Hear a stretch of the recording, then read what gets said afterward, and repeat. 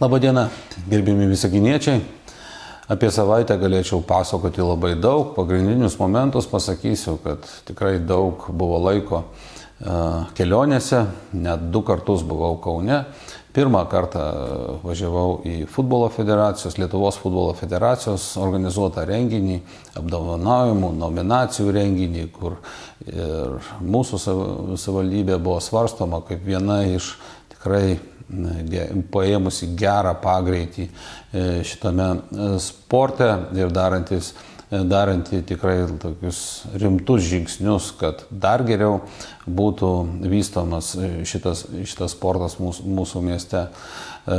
Tačiau, aišku, ir tos visos nominacijos, viskas labai malonu ir gera, bet pagrindiniai tikslai, aišku, buvo susitikti su futbolo federacijos prezidentu, aptarti tam tikrus momentus, kad vystyti miestą, kad gauti į miestą investicijas ir apie juos matyti po poros savaičių jūs tikrai sužinosite.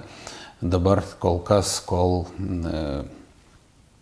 oficialiai dar nepaskelbta, nenorėčiau apie tai pasakoti, bet tai tikrai geros naujienos dėl mūsų miesto. Dabar deriname, kada futbolo federacijos prezidentas atvyks pas mus į miestą, ir matyt tuo metu ir bus viskas paskelbta. Kita irgi kelionė taip pat į Kauną buvo šilumos energetikų, elektros energetikų gamintojų konferencija, kurioje dalyvavo kaip ir Kauno technologijos universiteto profesoriai, taip ir šilumos gamintojų asociacijos atstovai, taip pat iš energetikos ministerijos, tam, kad aptarti Lietuvos perspektyvas, strateginės kryptis, kaip vystyti šitą sritį ir taip toliau. Tai yra labai svarbu, kad eiti koja kojon su laiku, nedaryti veiksmų, kurie bus nepalaikomi vyriausybėje arba nepalaikomi, asociacijose. Taip pat, naudodamasis progą, aptariau ir su Kauno technologijos universiteto vadovybė galimybės, kaip atnaujinti, galbūt netgi ir paskatinti, vykdyti programas, mokyti studentus kaip branduolinės fizikos, taip ir ne vien tik fizikos, bet ir šilumos energetikos ir taip toliau, kad mūsų vaikai, mūsų abiturientai galėtų rinktis tokias specialybės, mokytis ir grįžti atgal.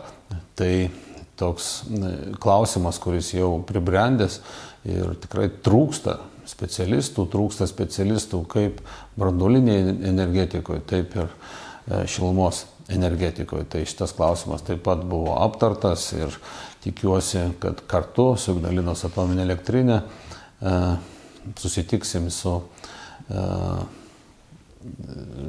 Kauno technologijos universitetu vadovybė ir aptarsim bendradarbiavimo galimybės.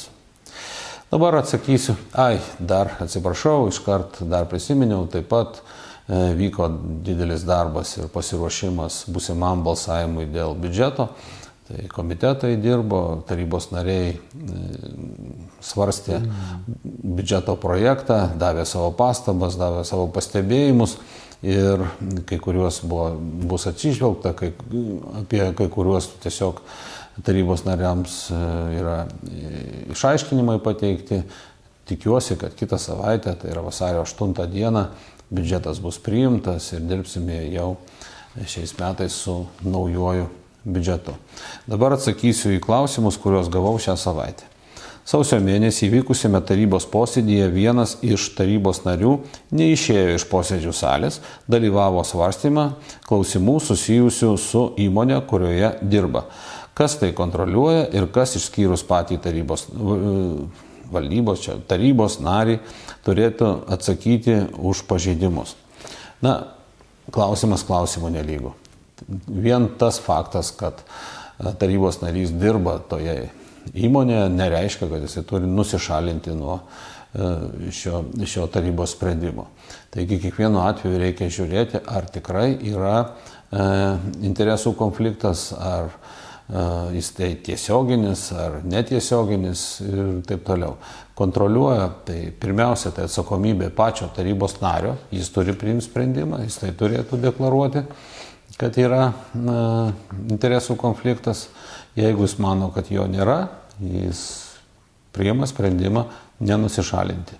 Jeigu galvojate, kad tai turėjo jisai padaryti, galima kreiptis į etikos komisiją. Etikos komisija svarsto visus tokius klausimus.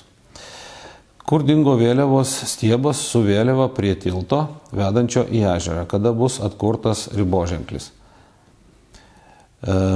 Matyt, irgi čia gal vertimas neteisingas, joks riboženklis, čia matyt kalba apie tą patį stulpą arba kitaip dar vadinamą flagštoką, tai vėliavos laikiklį. Jis nugriuvo dėl didelės vėtros, tikrai buvo labai didelė vėtra ir neatlaikė pamatinė metalinė plokštė kartu su varžtais ir nugriuvo tas stiebas taip nevykusiai, nes jisai perlūžo pusiau. Rangovinė organizacija, kuri statė, jį dar neša atsakomybę, garantinę atsakomybę už tai, kad jisai stovėtų, sutvarkys, pastatys naują stiebą, tačiau tą daryti reikia tada, kada nebus įšalo, tai matyt pavasarį. Pakeliui prie Balto ežero kertamas miškas. Kam jis priklauso? Ar galime tam pasipriešinti? Keliu, kuris suremontuotas, važinėja miškovežiai, ar jiems jis buvo remontuojamas? Ne, nebejotinai tikrai ne jiems jisai buvo remontuojamas, tačiau matyt ne apie šitą suremontuotą keliuką, kurį jie dabar naudoja kalba. Mes remontavome čia prie Kukužės ežero keliuką, šitas dar likęs keliukas iš tikrai senų laikų. Jie prašė leisti naudoti šito keliuku, tai administracija yra parašiusi, kad nerekomenduoja naudoti šito keliuku, o jeigu pasinaudosite, tai nešite visą atsakomybę tam, kad po darbų privalėsit atstatyti į tą pačią būklę, kokia buvo iki to. Dėl kas kerta ir kas priima tokius sprendimus, tai yra valstybės įmonė Miškų urėdija, tai yra valstybinis miškas, jiems priklausanti teritoriją ir jie tokius dalykus priima, suderindami su visuomenė projektą, 10 metų projektą. Jis netaip seniai, turbūt prieš porą metų buvo teikiamas ir tai buvo viešai svarstoma. Deja, galiu pasakyti, nei vieno komentaro apie šį projektą visuomenė nepateikė. Neseniai buvo plikledis ir Santarvės aikštėje, kuri nebuvo pabarstyta smėliu, nukrito ir susižalojo moteris. Kas kontroliuoja kiemsargių darbą ir kas kontroliuoja tuos, kurie kontroliuoja kiemsargius? Tai tam, kas kontroliuoja, tai administracija. Administracijoje yra skyrius, kuris ne tik kontroliuoja, bet ir organizuoja kiemsargių darbą. Ir reikia pasakyti, kad stengiasi žmonės daro viską, ką gali, bet kada krenta lietus ir prie netgi minusinės temperatūros, atsiranda plikledis, neįmanoma pabarstyti visas miesto vietas vienu metu ir kas pusvalandį, o gal net ir dažniau. Kadangi krentant tam lediniam lietui susidaro situacija, kad net pabarščius smėliu lietus krenta, iškart pasidengia nauja ledo plėvelė, smėlis lieka apačioje ir vis tiek tampa labai slidu. Tai daro kiemsargiai viską, ką gali ir kontrolė vyksta, tačiau reikia nepamiršti ir savisaugos ir būti labai atsargiems. Kodėl Parko gatvėje esanti teritorija prie parduotuvės iki nėra nuvalyta nuo sniego ir pabarstyta smėliu? Išeinant iš parduotuvės visada labai slidu. Norisi, aš jau atsakinėjau turbūt ne vieną kartą ir norisi dar kartą pasakyti, kad jeigu tai yra prie parduotuvės, kreipkitės pas vyrvadybininką parduotuvės, praneškite jam apie tai, išreiškite savo pastabas. tačiau šita teritorija nepriklauso savivaldybei, o už jos priežiūrą ir pabarstymą smėlio ar ten druska atsako parduotuvės savininkai. Ar tiesa, kad Kosmoso gatvėje bendrabutis bus padarytas į socialinius būstus? Taip, tai yra tiesa, galbūt ne visas bendrabutis, tačiau etapiškai jau esame padarę. Tikrai nemažai socialinių būstų ten įrengę ir dabar turime vėl finansavimą, berods apie 38 butus turėtume padaryti ir vyksta šiuo metu jau projektavimas. Gale šių metų tikiuosi bus pradėti ir statybos darbai ir kitais metais, 25, jau bus pabaigti ir atsiras dar daugiau ten socialinių butų. Ne kambarių, o butų, kartojusi. Ar šiemet bus atlikti remonto darbai bendrabučiuose Festivalio gatvėje?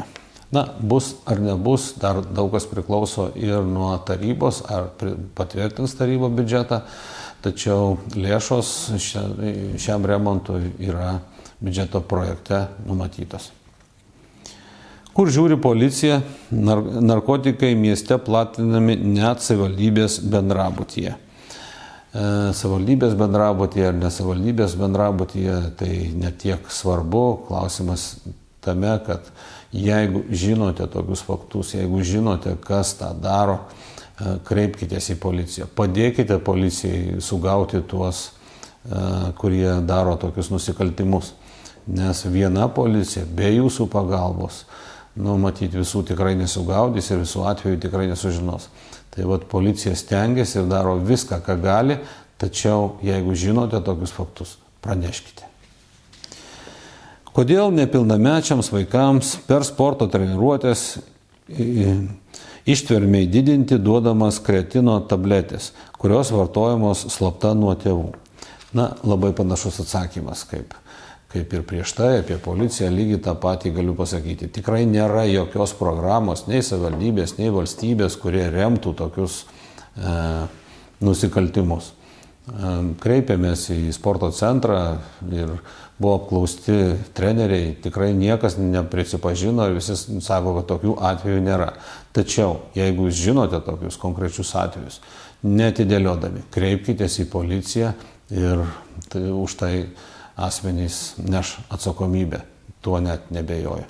Na va, visi klausimai, kuriuos gavau šią savaitę, šiek tiek papasakojau apie savaitės rezultatus, ne visus konkrečiai įvardinau, kadangi tiesiog yra tam tikra etika ir negaliu, tačiau pačiu artimiausiu metu tikrai sužinosite, o šiaip priekyje savaitgalis, puikios nuotaikos, geros sveikatos jums ir viskas pas mus bus gerai.